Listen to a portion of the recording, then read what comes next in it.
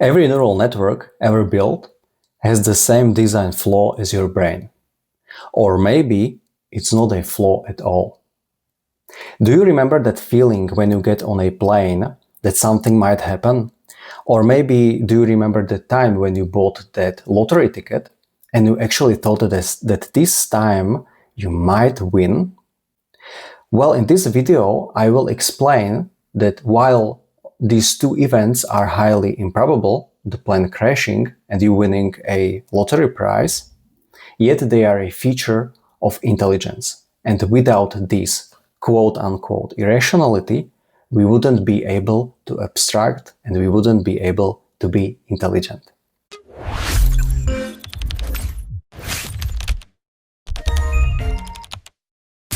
My name is Cyril Sadowski.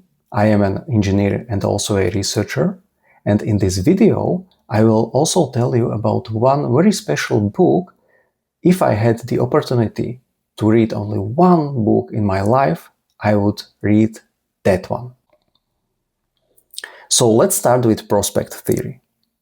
Humans don't experience probability the same way as it actually works. They measured something called the decision weight, the psychological feeling of probability. So who is they? They are Amos Tversky and Daniel Kahneman. And in the year 1979, they actually came up with this prospect theory, which talks about how we internally feel about probability. And this theory actually won them a Nobel Prize later. So we have this interesting table right here. So this upper row talks about the actual probability, and the lower row talks about the decision weights. So of course, if something won't happen at all or is not probable, we assign it a 0 decision weight. But then on the other hand, if something has 1% chance of happening, we internally assign it a 5.5 decision weight. So as if internally we thought it has 5.5% chance of happening. And this is the effect of possibility. So this is why we buy those lottery tickets. Although we know rationally know it's highly improbable that we will win, we still assign it higher probability internally, psychologically. So this is the amplification effect. So it's the low end. 1% probability is felt as 5.5%, a 5x boost to rare events. On the other hand, we have 99% probability. So imagine that you had a 99% probability that tomorrow you will win $1 million. Yet internally we feel like it's only about 91%. Why? So imagine yourself. You know that almost certainly you will get the $1 million tomorrow. But how does it feel? You still feel the weight of possibly not winning. That's why in high end we have this compression. 99% is given a weight of about 91.2. Near certainties don't feel certain. So let's now try to plot this graph or these decision weights. When you plot the data, you get an S-curve, as you can see on the right side right here. It overshoots at the bottom and undershoots at the top and crosses the diagonal somewhere around 35%. So the diagonal is this gray dotted line. So if we would perfectly map 1% to 1% and 99% to 99%, etc., we would get this straight diagonal line. Yet, if we look at this S-curve, we see that, for example, what we saw in that table in the previous slide, a probability of 11% is given a weight of about 19. So we internally feel that 11% chance is about 19%. And again, on the other hand, a probability of 99% is about 91% of our internal weight. But one important thing, Did you notice we've seen this curve before? Every machine learning engineer has seen this curve before. It's the sigmoid curve. And I will explain how it connects together these decision weights from prospect theory to the sigmoid curve from machine learning. But before I do that, I made a promise that I will talk about one very special book, and this book is from Daniel Kahneman, and it's Thinking Fast and Slow. So this book is very special because it talks about psychology, math, about sociology, about statistics. So if I had the opportunity to read only one book in my whole life, this book would be it. And it even says on the cover, a lifetime's worth of wisdom. So go ahead, and if you have the time, read the book. So let's move on to the sigmoid curve. But before that, we have to explain what activation is, because in machine learning, sigmoid curve is used for activation as an activation function. So a neuron takes inputs, multiplies them by weights, and adds them up. But that sum is just raw data. The activation function is the threshold where that data becomes a definitive decision. So let's take an example. We have a neuron right here. It takes inputs from two synapses, X1 and X2, and right now it's not activated. But as the sum of these two synapses increase, we will reach a threshold when suddenly the neuron starts firing. It's being activated. So an example. Think of a neuron deciding if an image contains a cat. If the raw evidence, fur and whiskers, adds up to a large positive number, the function squashes it to 0.99. The neuron is activated, it fires, it's shouting yes to the next layer. So let's say this X1 is whiskers and this X2 is fur feature. And if both of these have together high sum, the next neuron, the next layer gets activated. So the activation function, as I mentioned, I want to talk about is the sigmoid function. And this is the definition of the sigmoid function, but it's not that important right now. I'm in the formula. Before we plot the sigmoid function, let's look at the XOR problem, or exclusive OR logic gate.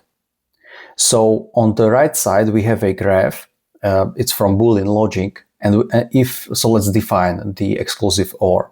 If we have false and false, the result of exclusive OR is true. If we have true and true, the result of XOR is true. If we have false and true, the result is false. And if we have true and false, the result is false. So this is from Boolean logic. If you try to, so let's take this graph. If you try to draw a straight line so that it will separate these magenta and these red points, you cannot do it. So no matter how you try to plot a straight line, you cannot divide these points.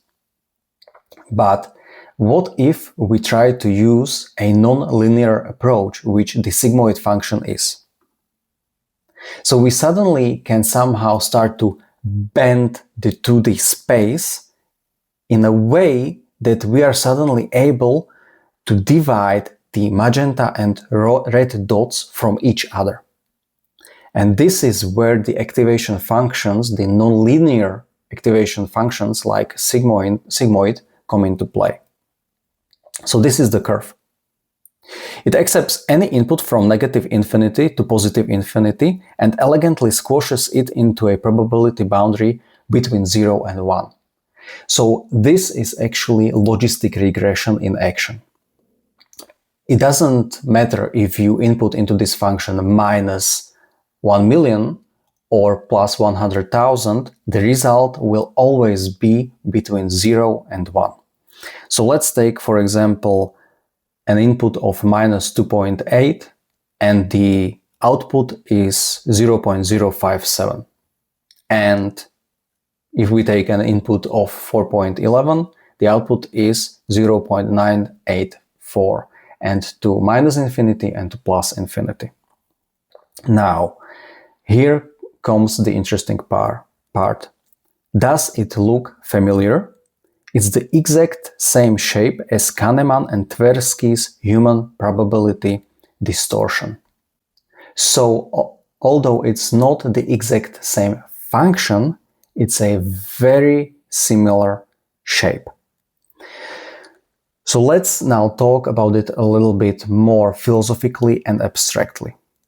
So let's imagine a orange, the fruit.